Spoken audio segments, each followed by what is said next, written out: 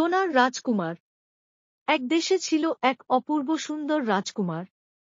তাঁর শরীর ছিল সোনার মতো দীপ্তিমান, যেন সূর্যের আলোতেই গড়া।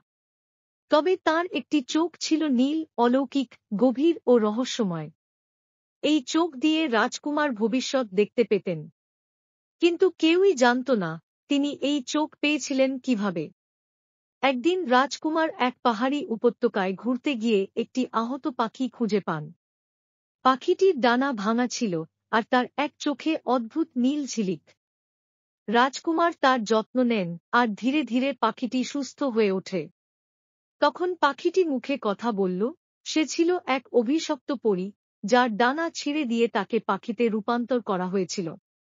রাজকুমার তাকে মুক্ত করার প্রতিশ্রুতি দেন। পরী বলল, তুমি যদি আমার চোখ ব্যবহার করো, তবে তুমি দেখতে পাবে সব গোপন সত্য। কিন্তু এই চোখ কখনো অন্যায়ের জন্য ব্যবহার করো না। রাজকুমার সেই চোখ নিজের চোখে ধারণ করেন। এরপর শুরু হয় এক অলৌকিক যাত্রা।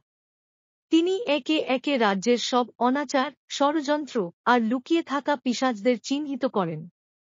পাখিটি সবসময় তাঁর কাঁধে বসে থাকত, যেন এক বিশ্বস্ত বন্ধু। শেষ পর্যন্ত রাজকুমার সমস্ত অন্ধকারকে জয় করে পাখির অভিশাপ ভাঙতে সক্ষম হন। পরী আবার নিজের রূপে ফিরে এসে বলে, তুমি শুধু একজন সোনার রাজকুমার নও, তুমি আলো আর সাহসের প্রতীক।